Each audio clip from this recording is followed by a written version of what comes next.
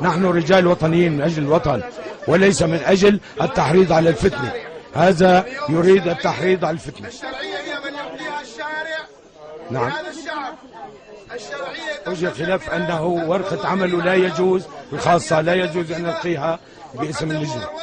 في سبيل هذا الوطن، وما كان ينعقد هذا الاجتماع ولا غيره إلا بثمن الشهداء. ونحن إذ نقول نتبنى الشارع أي نتبنى كل ما ينادي به الشارع. أولا إسقاط هذا النظام.